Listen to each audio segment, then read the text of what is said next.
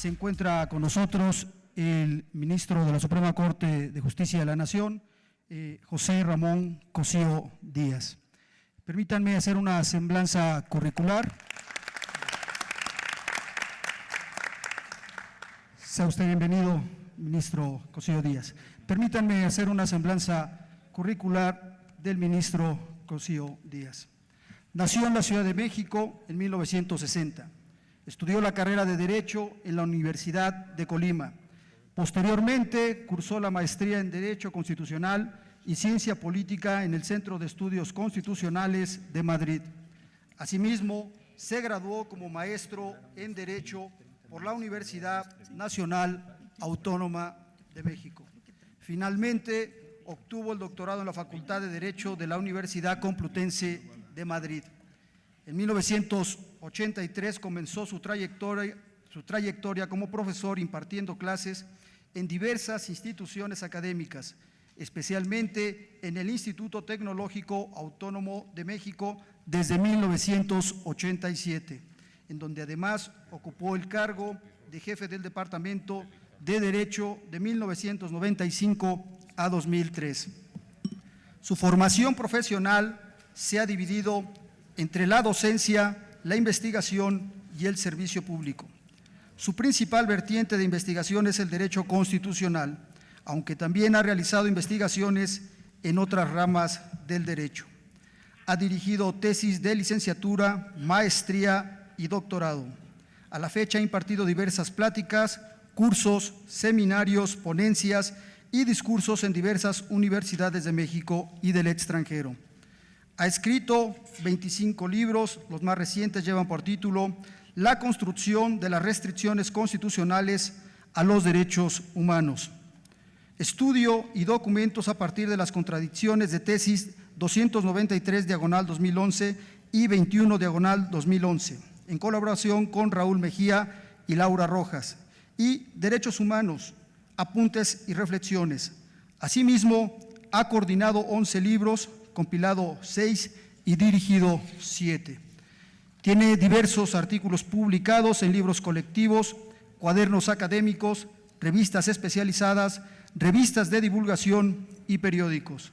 Le han otorgado importantes premios y reconocimientos, entre los que destacan el Nacional de Investigación 1998 en el área de Ciencias Sociales, el Nacional de Ciencias y Artes 2009 en el campo de Historia, Ciencias Sociales y Filosofía, el Nacional de Comunicación José Pagés Yergo 2010 por su labor en los ámbitos de justicia y Estado de Derecho, y el Nacional Malinali 2011 para la promoción de las artes, los derechos humanos y la diversidad cultural en virtud de su trayectoria profesional como académico, abogado y ministro de la Suprema Corte de Justicia, además de los doctorados honoris causa que le otorgaron las Universidades Autónomas de Nuevo León, Autónoma Benito Juárez de Oaxaca y la de Colima.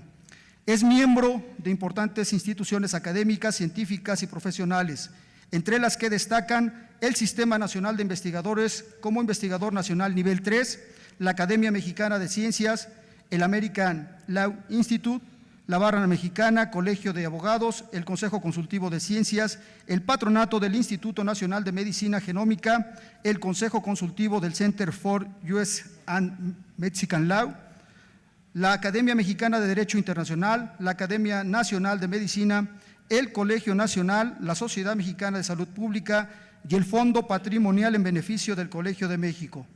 Adicionalmente, es integrante de consejos editoriales en revistas especializadas nacionales e internacionales. Actualmente se desempeña como ministro de la Suprema Corte de Justicia de la Nación y como profesor en el Instituto Tecnológico Autónomo de México. Además, es columnista de los periódicos El País y El Universal, entre otras actividades de su extenso currículum.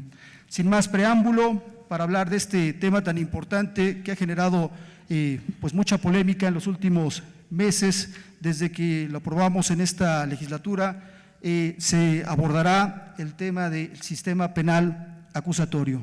Le damos el uso de la voz, señor ministro.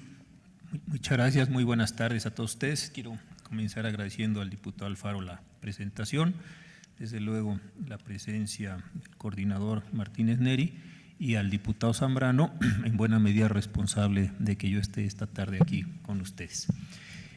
Quisiera yo brevemente decirles qué me parece que podríamos hacer para aprovechar este tiempo.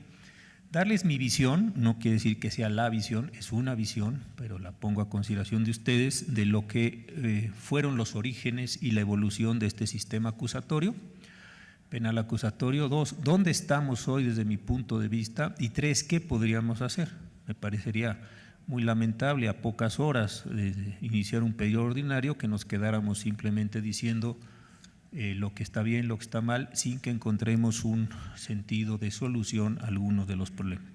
Me parece que también podría yo ser de alguna utilidad si hablo con ustedes alrededor de unos 30 minutos y después un tiempo para comentarios, intercambios de comentarios o críticas a lo que yo vaya a señalar.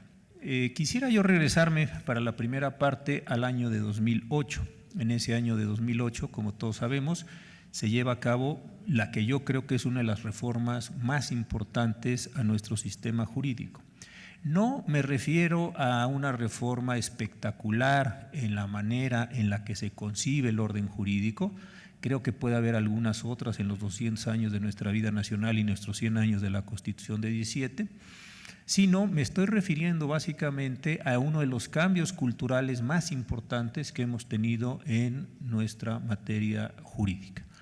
Yo creo que cambios culturales son el paso alrededor del 1870, 1875 de un sistema donde teníamos todas las fuentes del derecho desagregadas en aquel sistema viejo español hacia el sistema de codificación. Me parece que esto fue increíblemente complicado.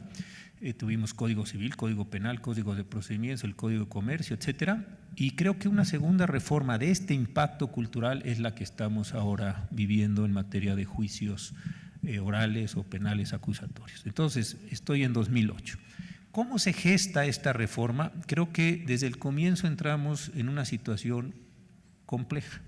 ¿Por qué? Porque por una parte se presenta una iniciativa en la cual estuvo respaldada por diversas organizaciones de la sociedad civil y desde luego distintos legisladores, básicamente en ese momento diputados, donde querían trascender hacia un sistema acusatorio oral. Lo que se trataba es de dejar el viejo sistema de procedimientos mixtos, que tampoco siempre fueron escritos, pero de sistema mixto, con algunas pocas garantías de carácter jurisdiccional y derechos humanos para los imputados y los procesados, con una extraordinaria fuerza del Ministerio Público en esos procesos, hacia un sistema transparente de audiencias públicas, a un sistema dividido en distintas etapas, donde cada una de ellas se va a cerrar. Pero por otro lado, en ese mismo proceso, el presidente Calderón presenta iniciativas de reformas en donde introduce esta modalidad de la delincuencia organizada que muchos de ustedes conocen. Entonces, la reforma nace, me parece a mí, en un sentido mixto.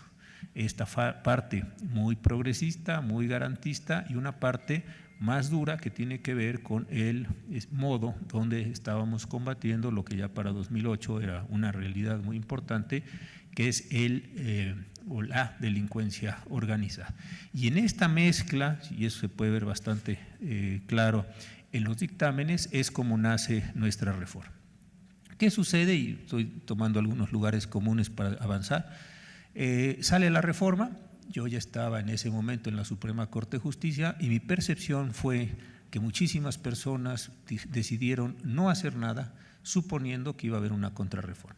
Me parece que en ese momento le pareció a tantas personas esto tan extravagante o tan extraño a nuestra tradición jurídica que supusieron que iba a haber una contrarreforma. Y con motivo de esa contrarreforma, supongo que supusieron, tampoco soy psicólogo ni ando haciendo yo encuestas para ver qué piensa cada cual, pero mi percepción fue que estaban suponiendo que íbamos a ir a una contrarreforma.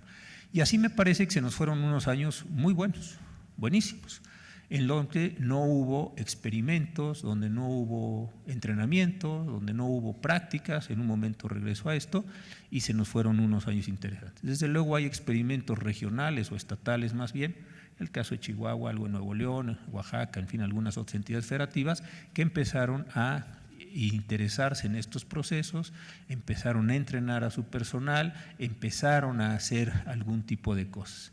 Cuando me parece que se dan cuenta diversos actores que esto no iba a sufrir una contrarreforma, es cuando empiezan un poco o un mucho las prisas con la promulgación del Código Nacional de Procedimientos Penales. Y ahí sí, me parece que un número importante de personas se alarmó, se dio cuenta de que esto sí podía llegar a tener un resultado y que ese cambio nos iba a significar muchísimas cosas en la vida nacional. Pero se habían ido años, sobre todo yo creo que en la parte de entrenamiento y capacitaciones, muy importantes. No a todos los niveles, no todos, no siempre, no nunca, pero sí una parte muy importante.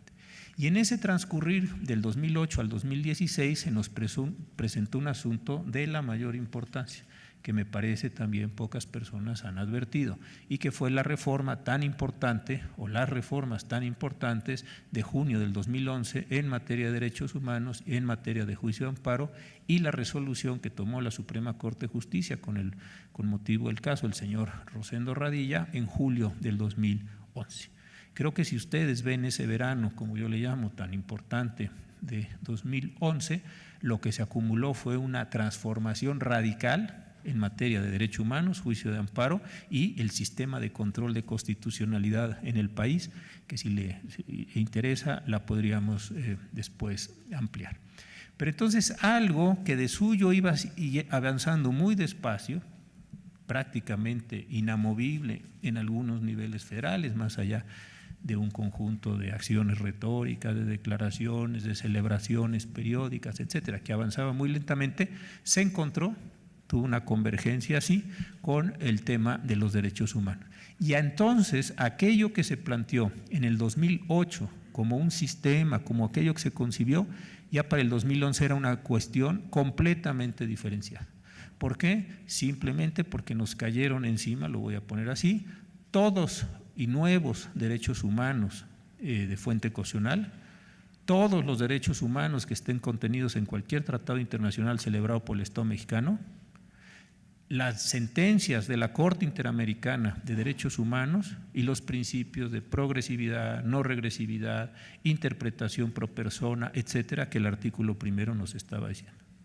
Entonces, si pudiéramos imaginar, y esta es una metáfora desde luego, una línea donde iba la reforma penal, esa línea se transformó, se elevó, se sofisticó, se radicalizó, si ustedes quieren, con motivo de los derechos humanos. Y consecuentemente, cuando llegamos al 2008, no veníamos del mismo punto de origen con el cual habíamos partido en el 2011. Era un sistema de juicios orales, me parece, muy diferente a aquel que se había concebido en el 2008, perdón. Entonces, esa es la forma en la que llegamos. Creo entonces que sí hay que tomar en cuenta que la reforma tuvo un doble origen. Esto me parece muy importante. ¿Por qué? Porque mi impresión de las cosas que sé de historia del derecho y he leído esos temas, de la forma en que veo que operan algunos sistemas nacionales y otros sistemas internacionales, las excepciones que uno le introduce al orden jurídico, dada la comodidad en la administración o el manejo de las excepciones, esas excepciones empiezan a apoderarse de lo no excepcional, de lo que era regla. Entonces, muchas de las reglas que en su momento se diseñaron para delincuencia organizada, hoy en día permean, invaden otros temas que no tienen que ver con delincuencia organizada. O se van ampliando los supuestos de delincuencia organizada, no como nombre, porque no tendría ningún sentido, pero sí como efecto, hacia trata, hacia secuestro, etcétera. Entonces, tenemos una situación compleja en esta doble administración. Ahora, ¿qué es lo que me parece que en su momento no se pensó cabalmente respecto a los juicios orales o a los juicios, el procesos acusatorios? En primer lugar, esto se expresó, y yo soy de los que creen que en el nombrar está el construir, o como decía Freud, si concedemos en las palabras, terminamos concediendo en los hechos. Se utilizó la expresión, esto es una reforma judicial, y como es judicial, pues le corresponde a los jueces. Consecuentemente, lo que tenemos que transformar son jueces. ¿Se transformaron los jueces? En algunos estados sí, en algunos no, en la federación yo creo que sí.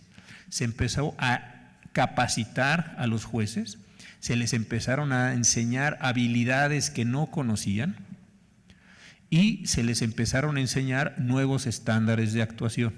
¿Por qué quiero decir capacitar? Porque no es lo mismo ser un juez de expediente escrito, que es para lo que yo estoy entrenado, yo como ministro de la Suprema Corte, a ser un juez de juicio oral. Si yo mañana tuviera que desahogar juicios orales, tendría que aprender unas nuevas habilidades. Yo no las sé. Tendría que tomar unos cursos, me tendrían que entrenar, tendría que ir a algunos talleres, tendría que saber cómo activar ciertos botones de los sistemas de interconexión, de sonido, de imagen, etcétera. Tendría que tener un entrenamiento para saber cómo llevo una secuela, usted se calla, usted habla, esto no tiene valor, esto tiene valor, etcétera, etcétera. Yo eso no lo sé hacer porque nadie me ha entrenado para eso, ni he necesitado que me entrene. Entonces, creo que ahí una parte importante de la Judicatura Nacional sí se empezó a transformar bajo el cuento de que era una reforma judicial.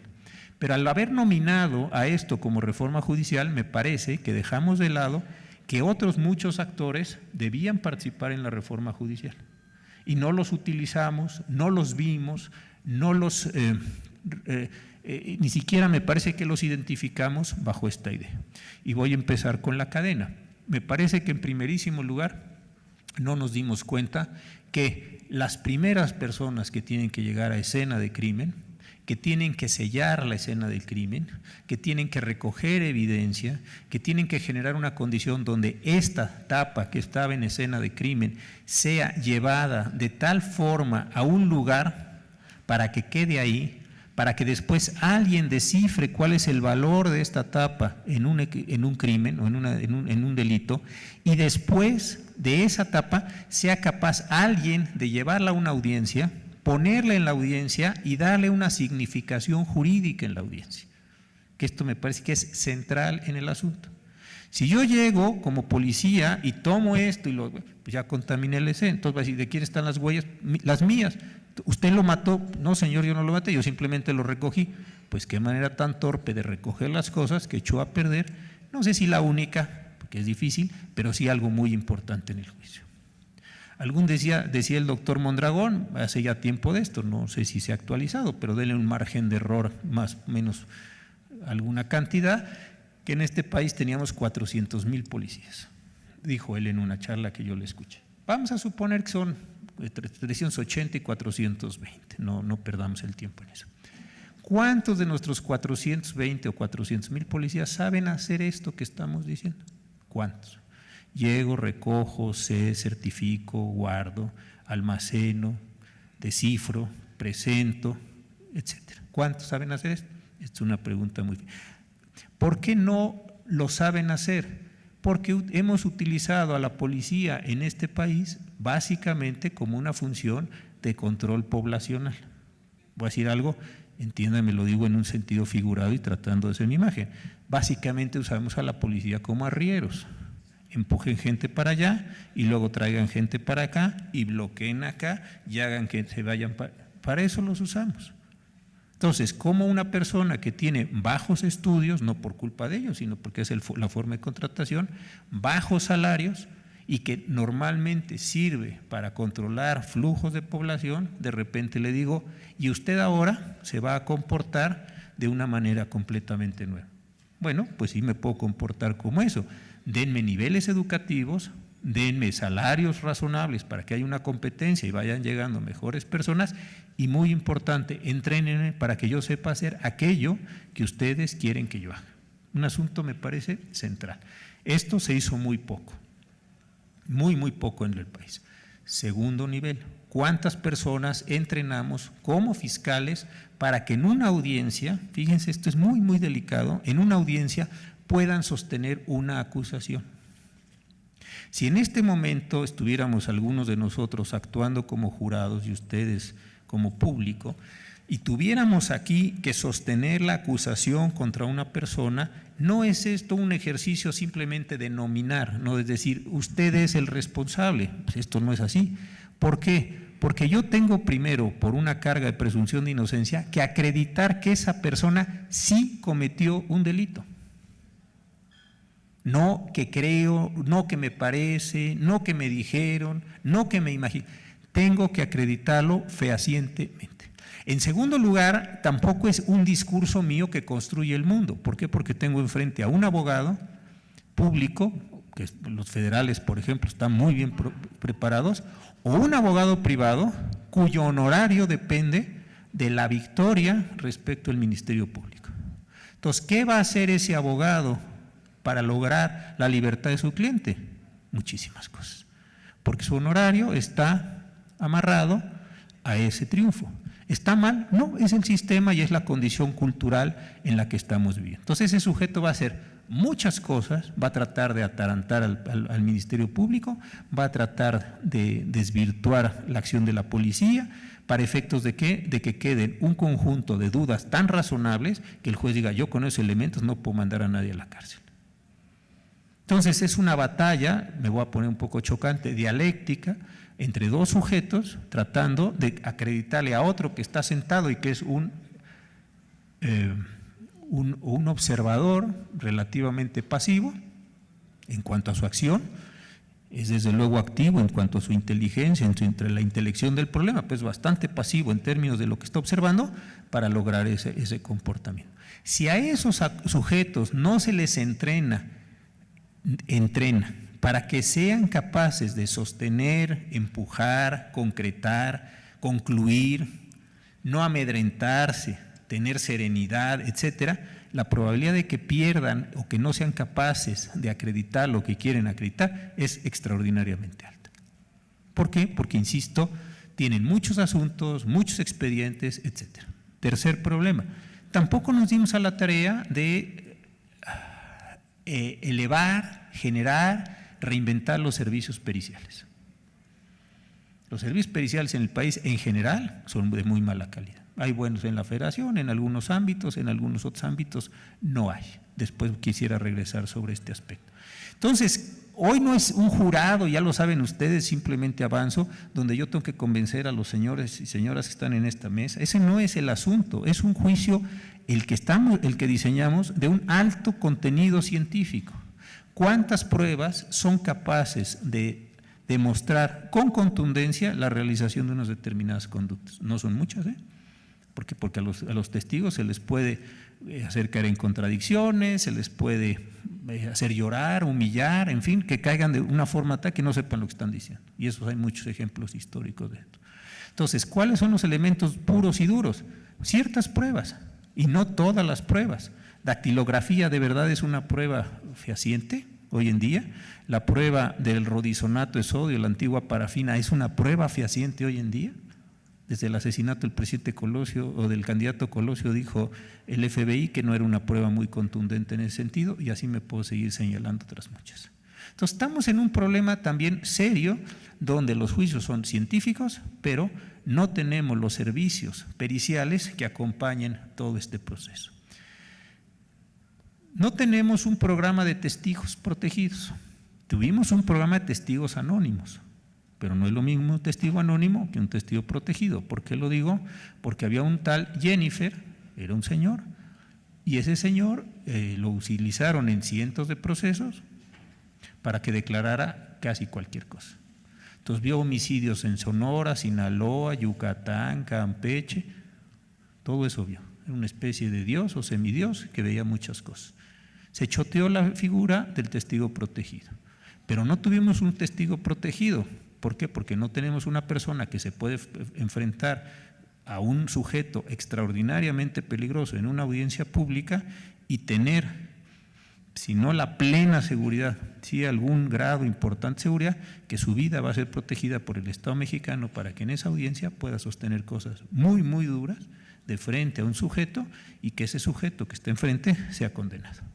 No tenemos un sistema de protección. ¿Cuántas personas en las condiciones de seguridad que tiene el país son capaces de presentarse frente a un sujeto? Sí, usted fue, yo lo vi, usted hizo, usted dejó de hacer. ¿Cuántas personas? Tenemos entonces también un conjunto de deficiencias en ese mismo sentido. Voy a otra parte un poco más técnica. ¿Está bien diseñada la reforma constitucional? En general sí, yo creo que los elementos generales están. ¿Está en general bien diseñado el Código Nacional de Procedimientos? En general sí. Hay algunos ajustes que habría que hacer a la ley de amparo. Sí, por ejemplo, en el artículo 173 salió un texto originario donde tenía unas violaciones de carácter procesal, pero se reformó y se estableció un apartado B diciendo, en materia de juicio oral, todas estas violaciones tienen un efecto sobre el procedimiento. ¿Cuál es el enorme problema que estamos enfrentando hoy? Al final les digo a algunos otros que tenemos que ir a una reposición de procedimientos si es que esa violación se cometió. Pregunta, ¿cómo repongo un procedimiento donde la parte central del mismo, donde está vertebrado el procedimiento, con la audiencia? ¿Repongo la audiencia? No se rompe esto. Muchos de los principios que nosotros mismos quisimos poner, ¿qué es lo que quiero demostrar con eso? Que hay ciertas incompatibilidades procesales en este sentido. Entre el juicio oral, que tiene una naturaleza jurídica, como hablamos los abogados, y el juicio de amparo, que tiene otra naturaleza jurídica y que hay que armonizarlo. Uno es un juicio ágil, oral, donde se desahoga una audiencia. El otro es un juicio, el amparo, pesadísimo, muy complejo, muy absorbente, muy totalizador, si cabe esta expresión, de todo lo que va pasando en el medio. Entonces, ahí hay problemas que no nos dimos el tiempo de entrenar personas, de capacitar, de generar, ahí puros verbos puedo utilizar, o de reflexionar cómo dos temas se están dando. ¿Qué problemas se nos están presentando? Voy a la segunda parte para ir avanzando. Pues los que son consecuencia de lo que yo acabo de señalar desde mi punto de vista. O déjenme regresarme un poco antes. Me parece que hay un cuarto problema, voy a regresar un momento antes para introducirlo como algo que pudimos haber hecho y que nos genera efectos. Y creo que tampoco nos dimos el tiempo de explicar bien qué es lo que queríamos hacer con esta nueva reforma. ¿Por qué? Porque con anterioridad, y ya sé que al rato vamos a caer en las preguntas de portación de arma de fuego, como un problema, ya sé, ya las veo venir las preguntas. Entonces, ahorita llegamos a eso. Pero, ¿qué es lo que yo quiero decir con esto? No le explicamos a las personas, que a la ciudadanía o a la población, que las personas que cometieron un delito con nosotros podían enfrentar su proceso en libertad. Entonces, claro, la persona va a decir, ¿qué clase de sistema tan pésimo es este? Que quien me agredió pasó unos días a la cárcel y después salió y lo veo enfrente de mí y se burla de mí y se ríe de mí y está feliz. Nunca le dijimos que eso iba a pasar. Nos faltó todo un proceso de culturización. Si se puede usar esta expresión en este sentido. Entonces, ¿qué es lo que encontramos? Personas que dicen, pues este es el sistema más ineficiente y más chiflado del mundo. ¿Por qué? Porque veo personas, insisto, que me ofenden y van al mismo supermercado que yo, o a la misma tienda que yo, o al mismo club que yo, o lo que cada quien vaya. Entonces sí resulta un sistema muy agraviante para muchas personas. ¿Por qué razón? Pues porque no se dijo, señores, es un nuevo sistema donde solo por un número muy limitado de delitos las personas van a ser privadas de su libertad durante el proceso. Entonces esto parece que tiene unas consecuencias muy peculiares. Segundo, tampoco le explicamos a la población que muchos de los delitos podían ser acordados en cuanto a la condición de la pena. Yo sí cometí el delito, de una vez lo dijo. Muy bien, ¿y entonces qué vamos a hacer? Pues denme una prisión reducida, con lo cual la persona va a decir, esto no está teniendo ningún sentido. Yo no estoy encontrando que a quien me agredió se le esté imponiendo una pena adecuada de prisión. ¿Qué hizo esta persona? Llegó a un acuerdo y este acuerdo, en un proceso abreviado, le está permitiendo salir más pronto y con menos años de cárcel de lo que dice el Código Penal. Ahí también creo que como Estado Nacional, no estoy diciendo ni unos ni otros ni la FERA, como Estado Nacional, como totalidad, creo que nos faltó precisión, nos faltó trabajo, nos faltó finura para estas personas. Ahora sí, regreso a mi segunda parte de la exposición. ¿Qué es lo que nos está pasando? Pues que estamos viviendo una crisis desde mi punto de vista. ¿Por qué razón? Porque el sistema está avanzando en algunas partes, en otras partes, quiero ser muy sincero con ustedes, está detenido, en algunas partes está atascado. Y aquí quiero decir algo interesante desde mi punto de vista. Lo que estamos pensando hasta ahora es que el proceso que vivimos en el país es un proceso de oralidad penal, de pura oralidad penal, como si el 2008 hubiera arrancado esto y la oralidad penal hubiera llegado al 2016. Y yo creo que no. mucha de la legislación que se ha aprobado en los últimos años está empujando al país, no voy a hacer un juicio de esto, yo creo que es favorable, pero así es, hacia un sistema general de oralidad. Se aprobó hace unos pocos, ya tenemos la oralidad penal. Muy bien, tenemos la oralidad mercantil en juicios con menos de 500,000 pesos, 2. Se aprobó y para el 26 de febrero del año que entra tenemos que tener la legislación en materia laboral que apunta a la oralidad laboral. Plena, 3. Está corriendo en las entidades federativas, el viernes pasado iban 10 estados que aprobaron la oralidad en materia civil y familiar. 5. ¿Qué queda fuera de toda la jurisdicción nacional? Los militares, los jueces militares siempre han tenido oralidad, eso no cuenta. La agraria, no es difícil transformar lo agrario en oral. La administrativa tampoco cuesta ningún trabajo. La única que queda fuera, la mejor, es la electoral, por la velocidad de las definiciones en términos de los procesos que se vienen. Entonces, probablemente en los siguientes 5 años este país esté construido a partir de juicios orales, no penales, todos.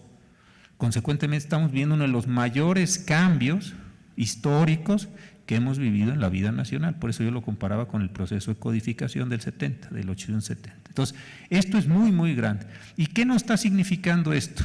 Bueno, pues una migración general, una nueva manera de comprender el derecho, de tener que enseñarlo en las escuelas, de tener que explicarlo, de tener que practicarlo y de generar una gran cantidad de cosas al interior. Esto no es un asunto desde mi punto de vista trivial. Entonces, vamos a partir, si les parece, de esta percepción, igual ustedes consideran que estoy equivocado, la discutimos con todo gusto, pero mi percepción es que estamos plantados en la oralidad o estamos en vías de llegar a una gran, le voy a llamar así, oralidad en este sentido. Bueno, puestos en esa situación, ¿qué otras cosas están sucediendo hoy como problemas? Pues una inseguridad que ni la voy a describir con ustedes son como personas que tienen un contacto mucho mayor con sus representados, un enorme conocimiento, una enorme sensibilidad social, además un partido de izquierda que esas son sus causas generales, saben muy bien de la enorme situación social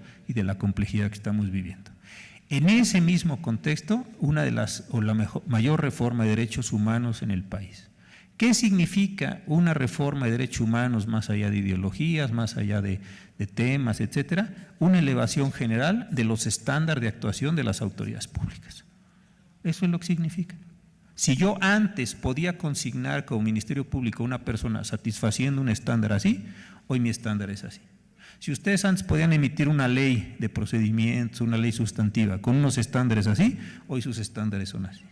¿Por qué? Porque voy a hablar así personificadamente, lo que la Constitución me está diciendo es lo siguiente: cada vez que usted haga una actuación legislativa, administrativa, judicial o lo que sea, obsérveme, garantíceme y protéjame todo este conjunto de derechos. Eso es lo que en el fondo significa.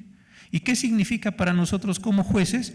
La posibilidad y el poder que se nos ha conferido por las modificaciones constitucionales, fundamentalmente para decir: perdóneme señor legislador, perdóneme señor administrador, perdóneme señor juez, yo le dije que usted tenía que estar a esta altura, no a esta altura. Consecuentemente le voy a declarar inconstitucional su ley, su reglamento, su lo que sea. ¿Por qué? Porque no saltó esto. Pónganlo en un tema. Antes teníamos que saltar 60 centímetros y de repente nos dijeron: aquí todo el mundo tiene que saltar 2 metros en un salto de estos de altura, ¿no? O de longitud, usted tiene que saltar 40 centímetros, pues eso cualquiera, ahora tiene que dar saltos de 7 metros 50 centímetros. ¿Cuántos de nosotros podemos, en mi metáfora simple o en mi ejemplo simple, saltar 7.50? ¿O cuántos de nosotros podemos saltar 2 metros? Pues muy poquitos. ¿Por qué? Porque es un esfuerzo enorme el que tenemos que hacer. Eso al final del día significan los derechos humanos, como ejercicio de las autoridades. Unos no serán reclamados, otros no nos serán reclamados. Bueno, regreso a los procesos orales. ¿Qué es lo que está sucediendo en los procesos orales?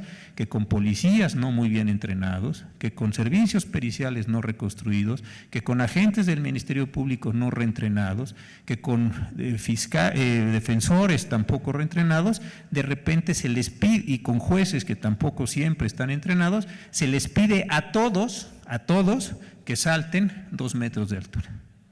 ¿Qué es lo que hacemos los jueces de amparo? Por eso estamos quedando como estamos quedando en este momento histórico. Usted no salta 2 metros, fuera.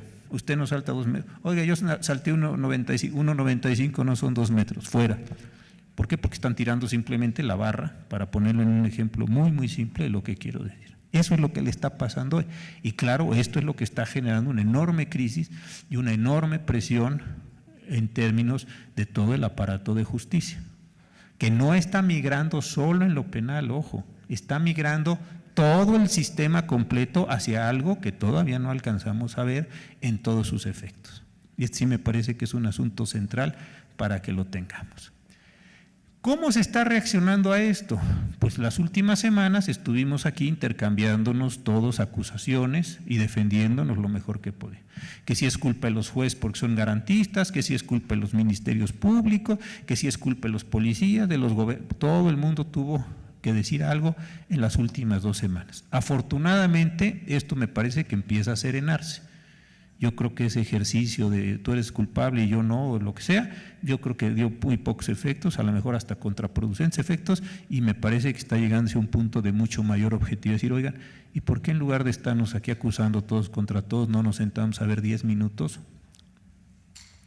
¿Qué es lo que está pasando de a de veras? ¿Y cómo lo vamos a corregir? Y esta es la tercera parte en la que yo quisiera, para ya después dejar tiempo a lo que ustedes quieran comentar. Creo que este es el tema central. ¿Cuáles son las soluciones? No digo cuál me gusta, no me gusta, simplemente pongo de un extremo a otro. En un extremo, ¿cuál está? Esto que le han llamado la contrarreforma. ¿Qué hacemos para que esto? Pues entonces, por eso me interesaba poner, es muy alto 2 metros, ¿eh? ¿Por qué mejor no la regresamos a 70 centímetros? 70 centímetros, pues bastante nosotros, 30 centímetros, para que yo también la pueda saltar. Entonces, bajémosla a 30 centímetros. 30 centímetros y la saltamos todos. Oiga, pero antes estaba en 20, pues ya ganamos 10 centímetros, entonces vamos así a los cambios paulatinos. Y esta es una de las propuestas que bajémoslo. Alguien por ahí dijo, adecuemos las leyes a la realidad, y a mí esto sí me horrorizó. A esta realidad es la que queremos adecuar las leyes, pues si ya se la acabó. Si lo que queremos es salir de esta realidad, ¿cómo vamos a adecuar las leyes a la realidad para que las leyes reproduzcan la realidad? Esto sí me parece un error. Entonces, de un extremo está la idea de hagamos una gran contrarreforma, bajemos todos los estándares y permitamos una forma de actuación. La otro extremo está no hagamos absolutamente nada, porque esto, me imagino que en una metáfora así botánica, irá creciendo, irá floreciendo, irá generando semillas, germinarán las semillas y de repente tendremos un bosque. Me parece que es. ¿Qué hay en el medio? Pues yo creo que actitudes mucho más responsables de hacer un diagnóstico, no encargar un diagnóstico, nos van a cobrar un dineral, nos van a tardar 200 años en darnos los resultados y nos van a decir lo que ya sabemos, sino un diagnóstico razonablemente concreto de lo que tenemos que hacer. Y preguntémonos otra vez, ¿qué es lo que no tenemos? Policías capacitados en su generalidad. ¿Podemos en corto tiempo capacitar a 400,000 policías suponiendo que esa sea la cantidad? Muy difícil, muy difícil. Entonces, podemos generar escuadrones, por llamarle de una forma, o grupos, o unidades, como se le quiera llamar, para que tengan la capacidad de moverse, reaccionar, investigar, detener, etcétera, toda la parte delictiva, y aportarlos, a lo mejor es más sensato. Podemos recapacitar, ya sé que no se usa así la expresión, pero podemos reentrenar a los ministerios públicos, parece sensato. Los ministerios públicos saben derecho, lo que no saben es cómo actuar en una audiencia oral, porque hasta ahora todo lo escribían y lo presentaban, lo escribían, lo presentaban, se iban acumulando y sobre la acumulación de papeles se toma una decisión. ¿Podemos reentrenar? Podemos reentrenar. ¿Podemos generar en relativamente poco tiempo algunos servicios forenses? Me parece que los podemos generar. La PGR tenía hasta hace algunos años 26 especialidades forenses identificadas, médico forense, químico forense, patólogo forense, etcétera, forense. ¿Cuántos médicos forenses necesitamos por cada 1.000.000 de habitantes? 1 por cada 1.000.000 de habitantes, necesitamos 120 médicos forenses. ¿Cómo podemos entrenar 120 médicos forenses? Pues tomemos médicos y démosles un entrenamiento forense. Oiga, eso va a tomar 6 meses o 1 año o año y medio. Pues es mejor empezar hoy que empezar dentro de año y medio, porque ya se nos fue año y medio. Entonces, y después con los odontólogos, y después con los químicos, y después con los patólogos, y de forma que vayamos a avanzar. Yo no encuentro otras muchas opciones en este mismo sentido como forma de reacción. ¿Que hay que revisar algunos elementos de la legislación? Hay que revisar algunos elementos. Yo, por ejemplo, pongo este artículo 173 de la Ley de Amparo, donde creo que habría que suprimirse el apartado B para efectos de no ir a una reposición del procedimiento, que significa una reposición de audiencia, y la reposición de audiencia es extraordinariamente complicada. Entonces, ¿hay cosas que se pueden hacer? Sí, sí hay cosas que se pueden hacer. Desde luego queda tirar la bomba atómica y si nos regresamos al viejo sistema. Eso también se puede hacer en el mundo de las posibilidades. Yo no lo estoy proponiendo, pero se puede hacer. Pero dado que esto parece poco posible que suceda por la inercia general que está teniendo el país hacia la oralidad, parece mucho más sensato decir que mejor porque no vamos corrigiendo rápidamente este conjunto de efectos. Y sí me parece que tiene que ser rápidamente porque tenemos una sociedad, aunque suene un poco cursi, muy agraviada, muy lastimada, muy necesitada de justicia, donde hay muy pocos sistemas que estén funcionando y que tengan la posibilidad de eso, de hacer justicia, de generar a las personas una reparación mínima, razonable, de aquello que los agravió. Entonces, esta es mi visión general de las cosas y desde luego, y como digan ustedes y por el tiempo que digan, pues yo estoy a sus órdenes para tratar de profundizar algunas de estos comentarios o lo que ustedes consideren. Muchas gracias.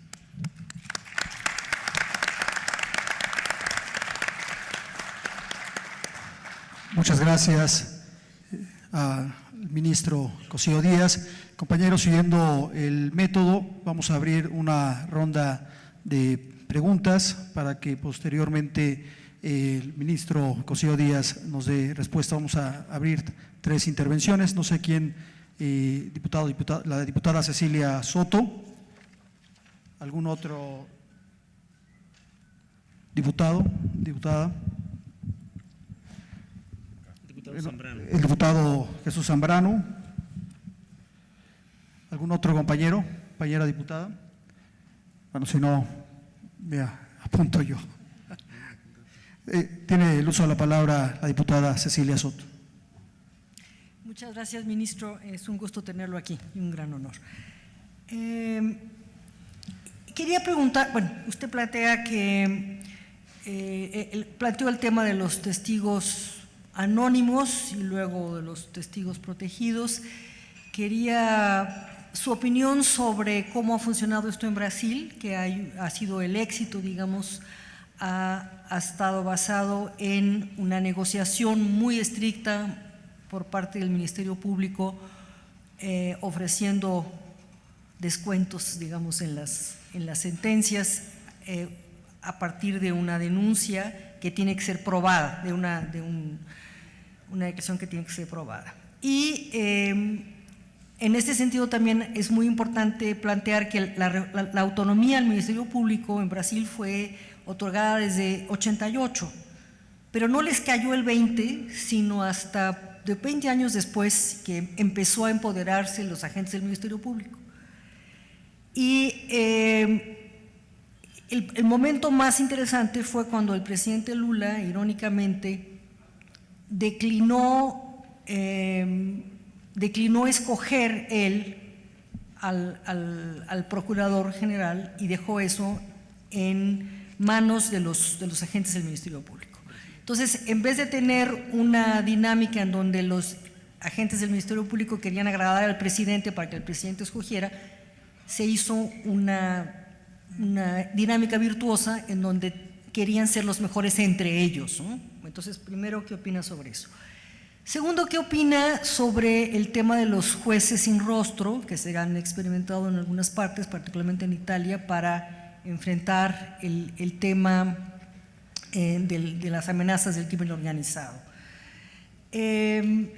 ¿Cómo ve usted el tema también de la corrupción en el sistema judicial? Entiendo muy bien que la Judicatura ha hecho algo al respecto, ha habido algunos castigos ejemplares, pero es un problema sistémico importante. Y por último, sin que esto interfiera con lo que haya pendiente de dirimir sobre el tema de la Constitución de la Ciudad de México, ¿qué nos puede decir sobre la Constitución?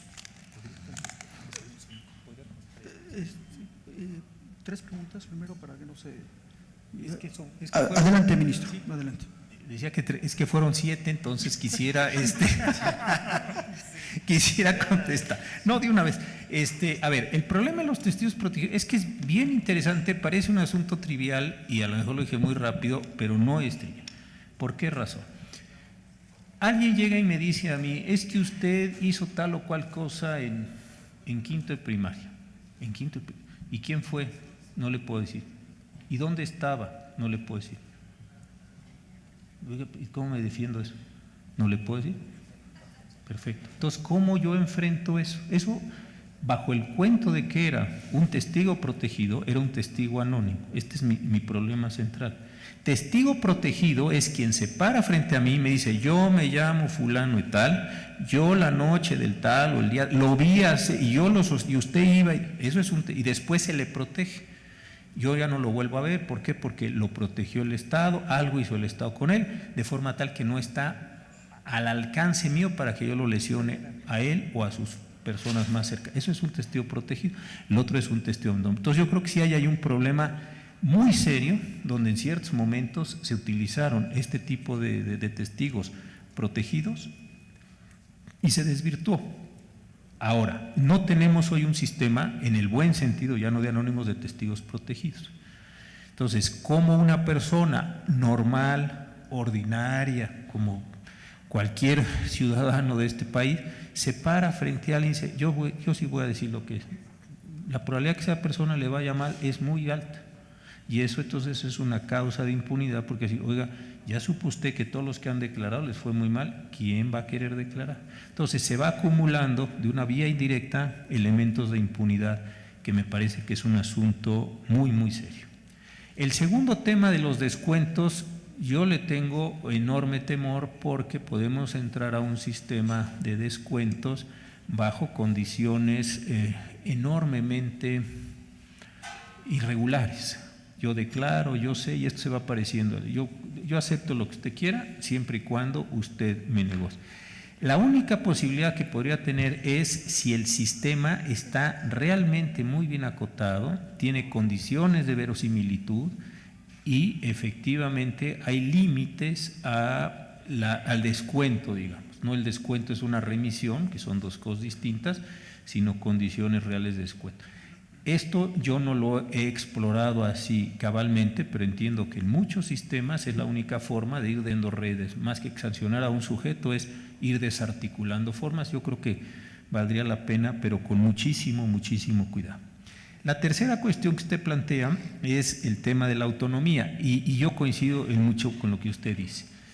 A veces nos da la ilusión, y yo creo que es una ilusión buena, de que va a llegar una persona a donde sea, en este caso a la Fiscalía General o a la Procuraduría, y por su propia capacidad individual va a resolver un número extraordinariamente alto de problemas, y yo creo que esto es muy difícil. Los días se van, todos tenemos operación cotidiana de asuntos y se nos van yendo los días. Yo creo que efectivamente el caso que usted pone es muy bueno. ¿Por qué? Porque la Fiscalía brasileña adquirió poder cuando se institucionalizó.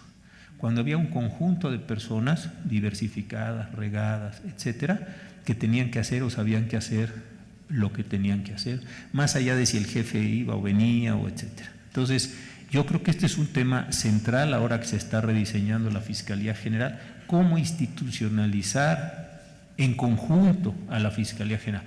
Ojalá que quien llegue sea un sujeto espléndido, inteligente, probo, trabajador, que tenga todos los merecimientos. Pero mientras estemos solamente pensando que eso va a suceder, no sucede. Casos interesantes, perdón por las comparaciones, pues son chocantes. Ahora está el caso de ciertas fiscalías, digamos, europeas. Vuelvo el caso de la española, que están en un proceso también de depuración con distintas comunidades autónomas, ¿no? La Comunidad de Madrid, la Comunidad de Valencia, en fin, la Comunidad de Cataluña, etcétera, donde son los propios cuerpos con bastante independencia y sin ninguna relación de verticalidad con el fiscal general, los que están haciendo lo que tienen que hacer. Encuentran, investigan, procesan, acusan, todo lo que tiene que ser en términos individuales. Entonces, yo creo que este es un caso, y usted lo pone muy bien, 20 años tardaron en llegar a este punto. Entonces, sí me parece que ese asunto de cómo se genera una institución donde muchos de sus agentes sean capaces de hacer cosas, me parece importantísimo. Y son muchas las reglas, y esto me lleva a la siguiente pregunta que ustedes, bueno, me salto una y ahorita regreso, que es el tema de la parte de la judicatura. En la judicatura tiene problemas, como toda institución, y no estamos ajenos a ello, y hay pues yo me supongo una búsqueda constante de controlar jueces, magistrados, procesos, porque si no estaría uno pensando que el mundo es irreal, ¿no? Pero hay formas de entrar y hay formas de salir de la judicatura. Si yo tuviera una persona muy querida por mí, mis familiares, y yo lo quisiera poner yo de juez, no puedo. ¿Por qué? Porque me va a decir que vaya y pase el examen. Entonces no puedo yo decir, oye, pues usted me lo puede recomendar al secretario, pero para que sea juez no me alcanza, déjenme ponerlo así, en términos institucionales, no. Entonces ahí ya hay un cierto ejemplo que yo creo que es lo que debía cundir hacia la fiscalía. Hay ciertos carriles de entrada y hay de salida. ¿Hay entradas laterales? No hay entradas laterales. Yo creo que al diseñar la nueva ley de la fiscalía, este es un asunto central. No, oiga, que yo lo conozco y que viene y que es un doctor. Señor, se vuelve a poner en la fila, hace su examen, saca los X puntos, acumula las experiencias y empieza a correr los carriles ordinarios. Yo creo que esto de verdad es central para generar una institución, porque si no podemos morir en la ilusión de que va a llegar un sujeto y él, por alguna razón que todos los demás carecen, va a transformar la red. Yo creo que esto no funciona así, es una cuestión. De los jueces de rostro, tengo muchísimos problemas por varias razones. Uno, creo que empíricamente, aunque se oiga esto muy chocante, y con todos algunos problemas que nos han pasado con algunos de nuestros jueces, tampoco estamos en esa situación de desesperación que estuvieron en otros países con algunas de las fuerzas de guerrilla o los grupos paramilitares donde había una eliminación o de narcotráfico de jueces. Yo creo que con todo, y conste que soy en esto muy cuidadoso, no estamos teniendo esa presión de los jueces. Hemos tenido algunos jueces con los que han atentado, desafortunadamente tenemos algunos casos de jueces muertos, pero no. Entonces, me parece que sobre reaccionar a la condición de generar desde ahora jueces sin rostro, a mí en lo personal me parece difícil en este mismo sentido. Y había una última que me dijo usted, pero tengo tan mala letra que ni yo me enteré. No es broma, de veras, dije aquí algo como cata, algo, pues no sé qué puse, pero si no… ¿Qué opina de la Constitución?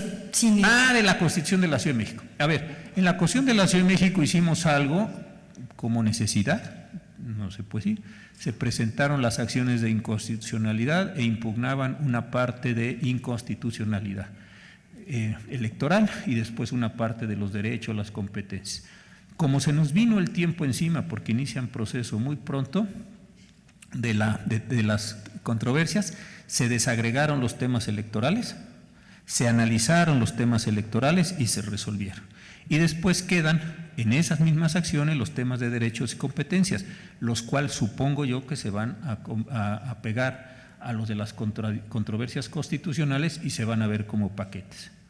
De lo que puedo decir, para más algún par de artículos escribí por ahí, yo podría decir dos cosas. A mí me parece una cuestión, en principio, más allá de si tiene o no problemas de constitucionalidad, prometo que no estoy adelantando criterio, pero a mí hay una parte que me hubiera gustado más ver, dos cosas que me hubieran gustado ver su desarrollo. Primero, me hubiera gustado, y eso no es culpa del constituyente de la ciudad, sino creo que es culpa del constituyente general, me hubiera gustado que en el artículo 122 se hubiera imaginado una zona metropolitana más potente. Este sí me parece un tema central. Tenemos nosotros, el Estado de México, Hidalgo básicamente, tenemos 30 millones de personas y nos vamos a arreglar con ellos con convenios. No me gustó esa solución y no es del constituyente de la ciudad. Creo que para la zona metropolitana de Guadalajara, Monterrey, La Laguna, etcétera, hubiera sido una gran cosa de generar un orden jurídico, como decimos nosotros, que hubiera tenido mayores posibilidades de interacción. ¿Por qué? Pues porque es lo mismo de siempre, los camiones del Estado de México llegan y luego empieza la ciudad. El agua de ahí y el agua de acá. Es decir, creo que debimos haber imaginado, con pleno respeto a las soberanías estatales, algo que tuviera una función coordinadora general, no en convenios individuales. Este es un primer problema. Otro que me hubiera gustado ver, que no genera inconstitucionalidad, pero me hubiera gustado verlo más, es una diferenciación de competencias entre el gobierno de la ciudad y los ayuntamientos. ¿Por qué razón? Las alcaldías. ¿Por qué razón? Si yo quiero saber hoy qué hace un estado, Aguascalientes o Zacatecas, me da igual, es muy fácil y es una resta en el sistema federal. Pongo la lista de lo que hace la federación, básicamente artículo 73 y demás, listo. Y después pongo una lista de lo que hacen los estados, los municipios, perdón, en el 115. Lo que resta es lo que hace un estado. Entonces, si yo le pregunto al gobernador del estado, oiga, gobernador, ¿y usted qué puede hacer? Pues está muy fácil, lo que no hace la federación y lo que no hacen los municipios, y me sale como resta. Si yo le preguntara al jefe de gobierno actual o al futuro o a los que vengan, oiga, ¿a usted qué le toca hacer? La respuesta es no sé. ¿Por qué no lo sabe usted? Porque no tengo un 115. Entonces, sé lo que puede hacer la Ciudad de México como Ciudad de México, porque es lo que no está en el 73. Pero ya al momento de entrar a la ciudad y diferenciar lo que hace la alcaldía de Ixtapalapa o lo que hace Coyoacán o lo que sea frente al gobierno central, no está dibujado. En consecuencia, eso me parece que debió haber sido un desarrollo adicional de la Constitución de la ciudad para que dijera, corresponde al gobierno de la ciudad, 20 cosas, corresponde a las alcaldías, 20 cosas, y eso hubiera quedado mejor. Eso sí está pendiente por legislar, porque entonces entramos a esta discusión con quiénes de vías primarias. Bueno, intuitivamente uno puede decir, pues vías primarias es mía, pues yo soy el que, y secundaria, y esto, y lo, y entonces va a empezar una parte que es puro derecho administrativo, eso no tiene nada que ver con derecho constitucional, de la diferenciación. Eso me hubiera gustado verlo más desarrollado en la Constitución de la ciudad. Habrá que hacer las leyes, no sé cómo se va a llamar esto, pues sí me parece que es un asunto central. Y el otro, pues que no tiene nada que ver con usted. ¿Vio cómo le contesté y no me metí en ninguna hondura de lo que voy a tener que resolver pronto? Gracias. Muchas gracias, ministro.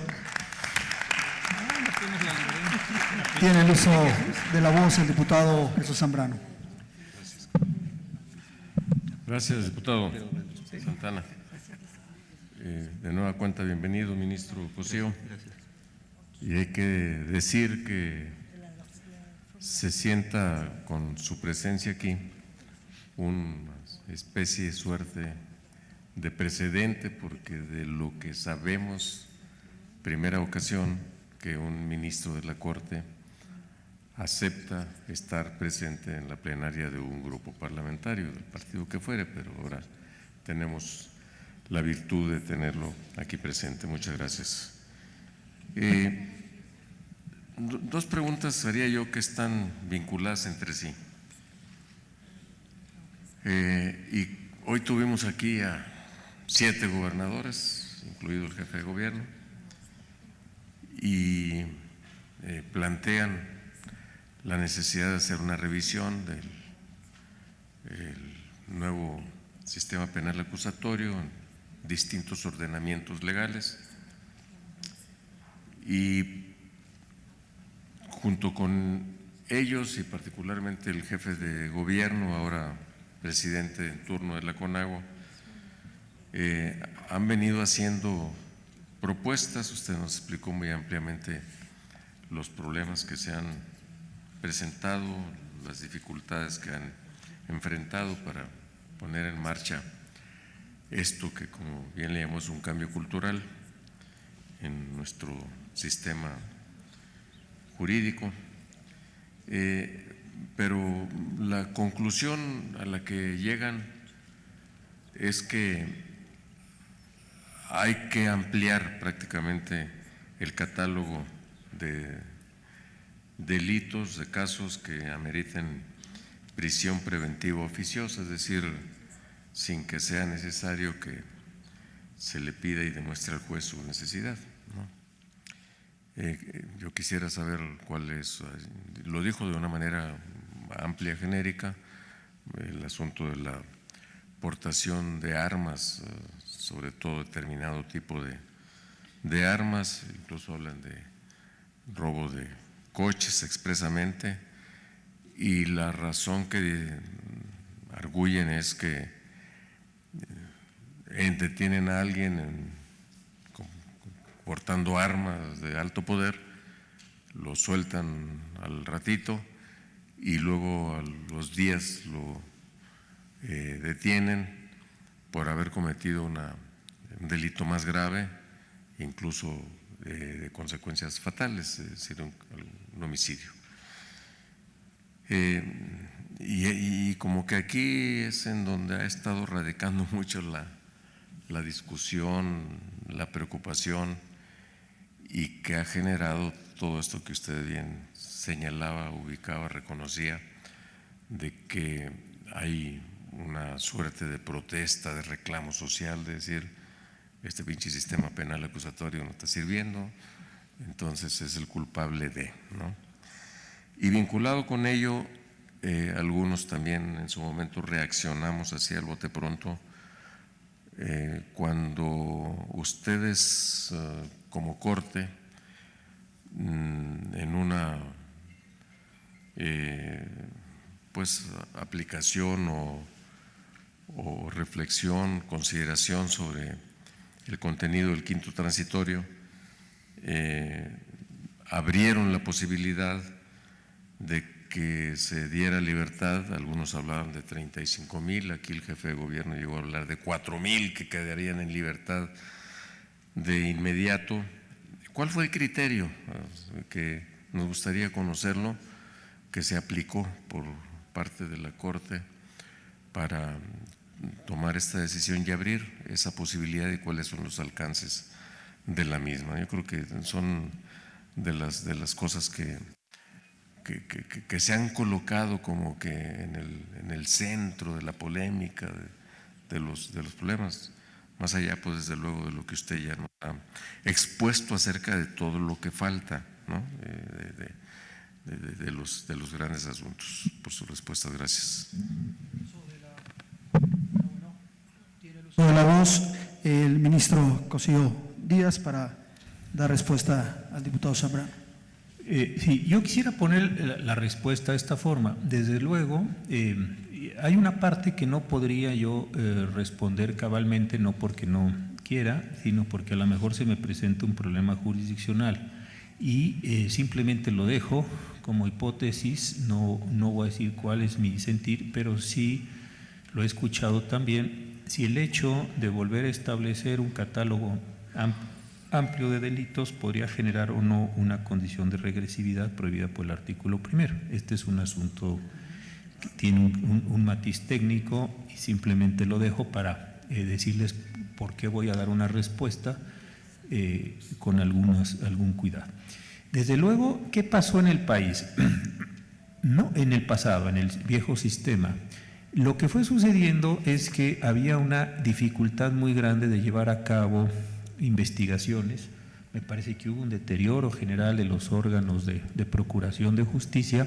¿Y qué fue lo que pasó? Que se fueron aumentando las medias aritméticas, o se fueron aumentando las penalidades de los delitos para que ninguna alcanzara media aritmética, y acabamos metiendo en prisión preventiva a un montón de personas prácticamente con la consignación de la averiguación. ¿Se acuerdan ustedes cómo era el sistema?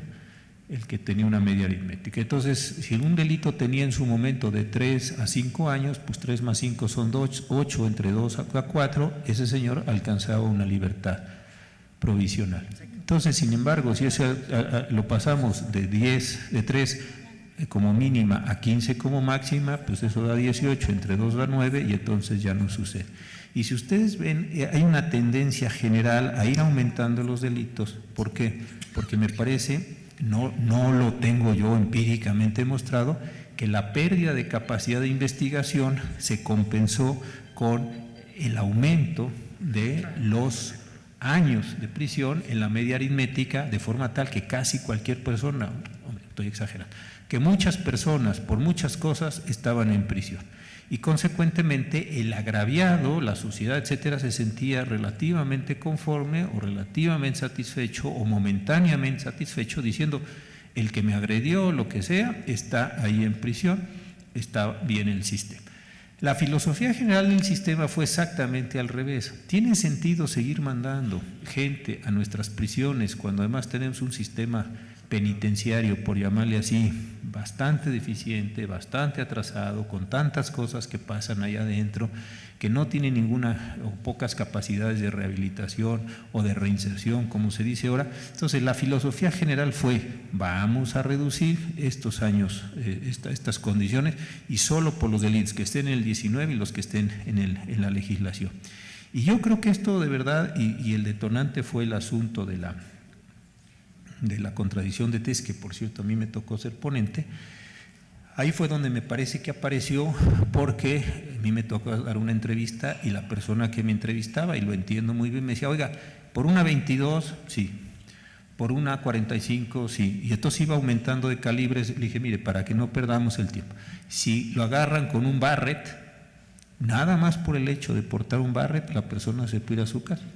Oiga, y una bazuca, bueno, también sigámosle poniendo armas prohibidas o de uso exclusivo del ejército. ¿Por qué? Porque en la filosofía general de la reforma no se quiso poner arma de fuego solo, así se puso homicidio, eso sí, y no se puso en el Código Nacional. Entonces, las personas que sean detenidas, se entiende, hablo en este lenguaje, insisto, personificado, que la persona se va a su casa. ¿Qué debió haber sucedido en estos años? Y tampoco sucedió, porque no me metí en la parte penitenciaria. Debimos haber establecido brazaletes, medidas de seguridad, una reforma integral al sistema de prisión. Nada de eso pasó, y lo que pasó pues ya no pasó. Entonces, sí entiendo la tentación de en este momento decir, en una situación de tal gravedad que está viviendo el país, lo mejor es volver al sistema de la aportación pura y dura, que la persona extrae fajada, como dice, los 9 milímetros, y con ese acto de aportación lo privamos de la libertad, y lo tenemos un tiempo ahí mientras razonablemente vamos haciendo cosas y lo separamos de la sociedad. ¿De qué se puede hacer? Pues sí se puede hacer, es cosa que se incorpore en el 19. Habrá ministros que considerarán que esto tiene un sentido regresivo, otros ministros considerarán que no lo tiene y que es una restricción constitucional autorizada por el propio órgano de reformas a la acción, y el asunto se acabará. Y esto pues tiene un camino. El problema es que me parece que otra vez estamos adecuando la legislación a la realidad nacional vivida, y es exactamente en contra de lo que en 2008 se explicó, se justificó, se creó como el elemento central de la propia reforma constitucional. Entonces sí creo que tiene este peligroso inconveniente, y lo regreso al tema de la media aritmética, de vamos a empezar a poner años porque no tenemos otra forma de contender que con la prisión preventiva. Entiendo los pros y entiendo los contras como ciudadano, no estoy negado a eso. Ahora, desde el punto de vista de la filosofía, sí me parece complicado, de la reforma judicial. Ahora, ¿qué pasó con el artículo 5º transitorio? Con el artículo 5º transitorio se dijo, ya en la reforma del Código Nacional de Procedimientos, que las personas que estaban siguiendo su proceso conforme al sistema anterior podían recibir los beneficios del sistema nuevo.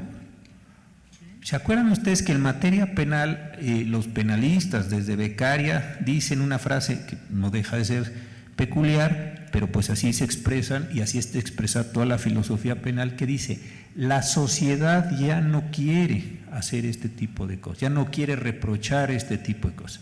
Y los ejemplos tradicionales, ¿cuáles son? Hoy en día X cosa es delito, y por ese delito metemos un montón de personas a la cárcel. Dentro de 5 años, eso que nos parecía gravísimo, pues ya no es delito. ¿Cuál es el caso así de clase que uno siempre da a los alumnos? El caso del adulterio. Durante muchos años fue delito, y un buen día Michoacán lo puso hace muchos años, en los 80, y atrás de Michoacán todos, y quitaron el adulterio. ¿Qué pasaba con la persona que estaba en la cárcel privada con una sentencia firme por el delito de adulterio? Pues que el día que se reformó el código, la expresión es: la sociedad ya no quiere que el delito de adulterio se castigue. ¿Qué hacemos con todas las personas que fueron? Pues los echamos a la calle porque ya no quiere la sociedad cancelar esto. Algo muy semejante es lo que sucede esto. La sociedad hoy, ¿qué dijo? Yo quiero, y este es el lenguaje, que las personas que estaban en el viejo proceso adquieran los beneficios del nuevo proceso.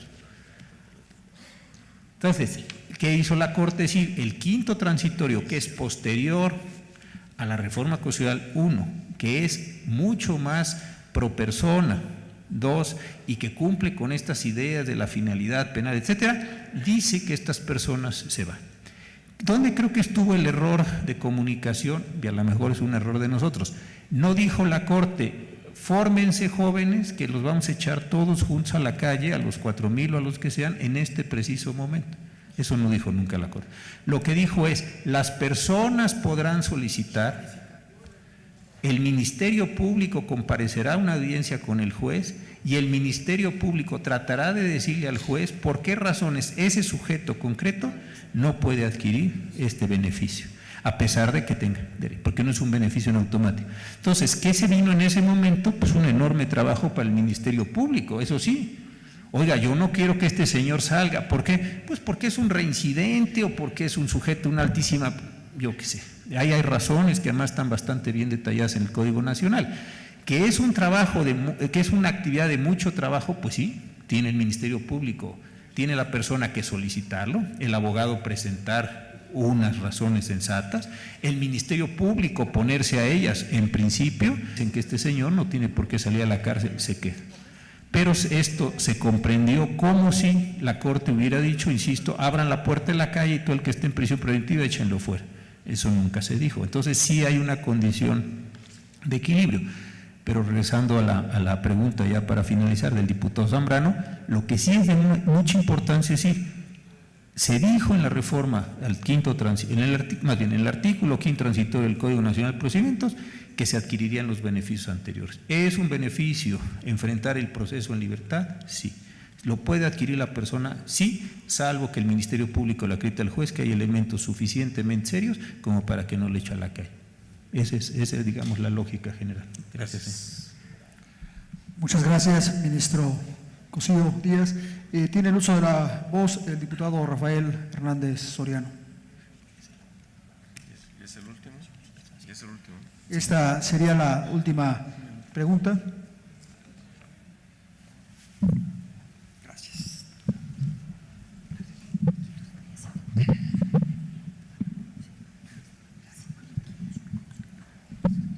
Gracias. Saludamos la asistencia del ministro. Casi podría decir que es la misma pregunta que hizo el diputado Zambrano, pero leeré algunos agregados porque yo sí soy de los convencidos de que la reforma, sobre todo en lo que se refiere al régimen especial de los jóvenes, significa un avance hasta antropológico y social, el pensamiento de nuestra sociedad, de cambiar de la criminalización a cómo lograr la reinserción social de las personas en desarrollo, que es parte de los derechos humanos fundamentales, y eso me hace no compartir incluso algunas posiciones de nuestros gobernantes en el sentido de que hay que ampliar el catálogo de delitos que merecen pena corporal, etcétera, etcétera.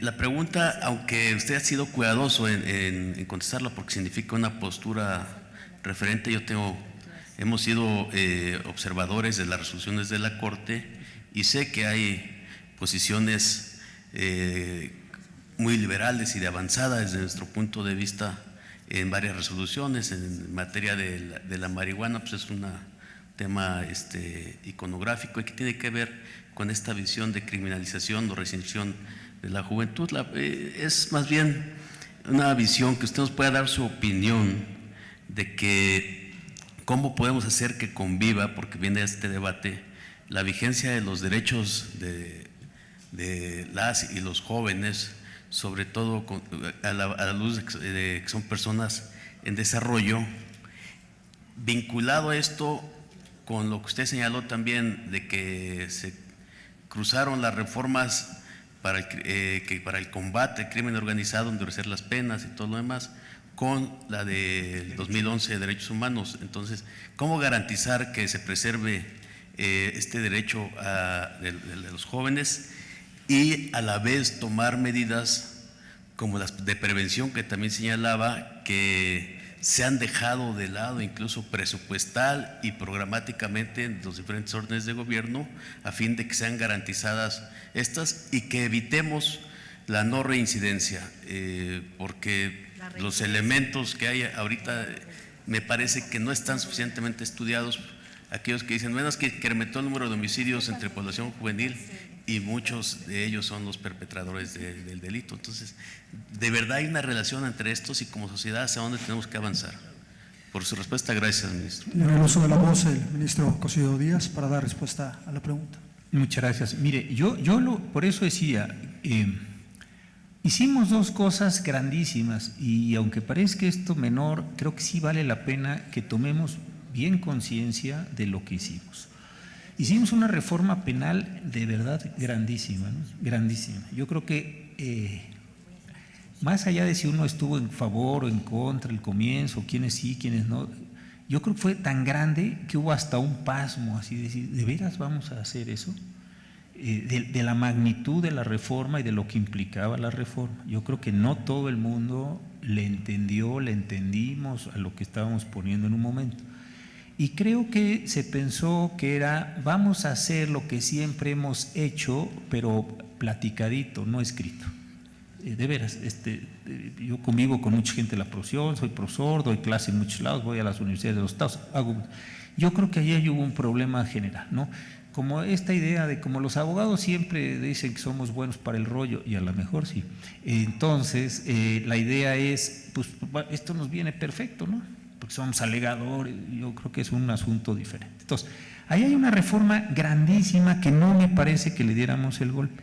¿Y qué significaba esa reforma? Que íbamos a tener todos como profesión, todos, que adquirir nuevas habilidades, hacer ajustes muy grandes y nos iba a llevar a un nivel de tecnificación mucho mayor.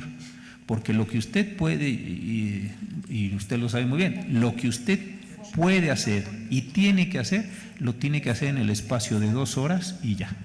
No se vale que cuando usted esté en la banqueta después del juicio diga, nada, ya está condenado su cliente. Ahí todo es, como dicen ahora, en tiempo real. Entonces, ahí hay un problema central.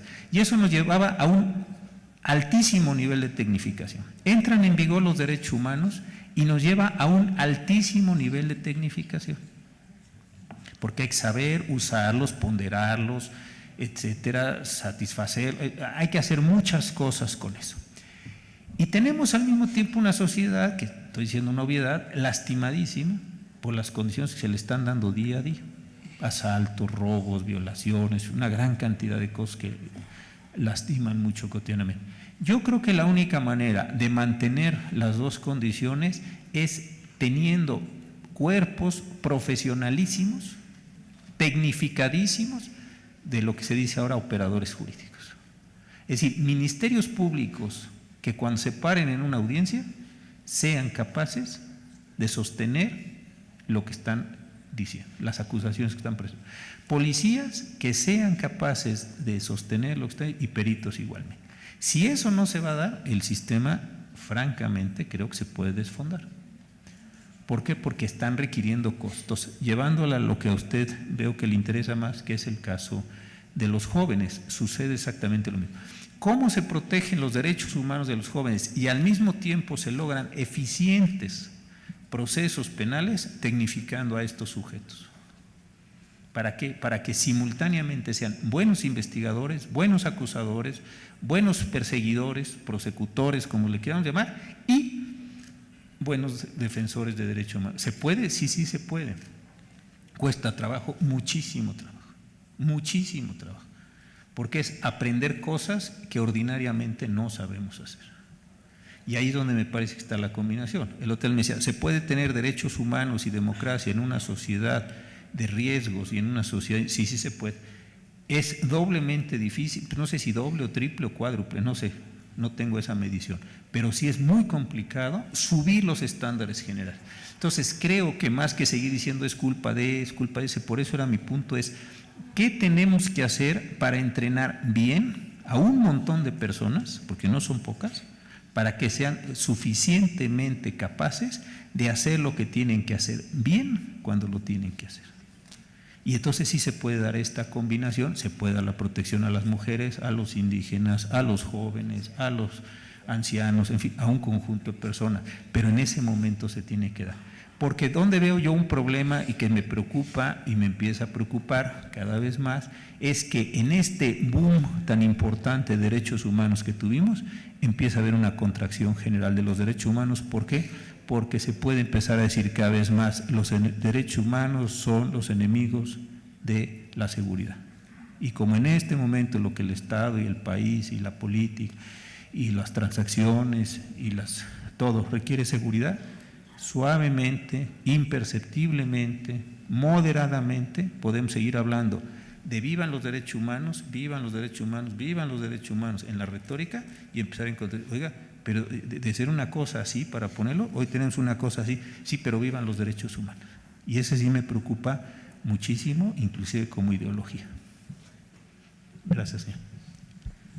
Muchas gracias, ministro Cosío Díaz. Nada más, permítame a nombre del Grupo Parlamentario del Partido de la Revolución Democrática entregarle un reconocimiento por esta ponencia magistral.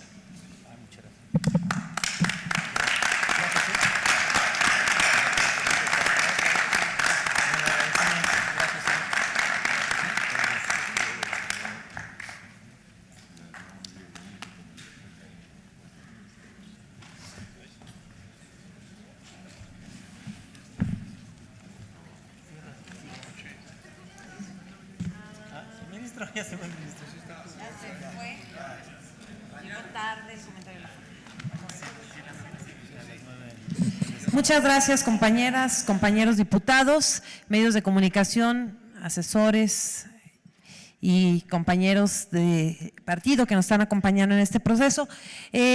Damos por terminada la sesión del día de hoy, citándolos mañana, por favor, a las 9 de la mañana en el desayuno para estar iniciando los trabajos a las 10:30 de la mañana. Les recuerdo que el día de mañana la plenaria se llevará a cabo en el Palacio Legislativo de San Lázaro. 9:30 de la mañana desayuno para iniciar a las 10:30 de la mañana los trabajos de la plenaria en nuestro auditorio Eberto Castillo.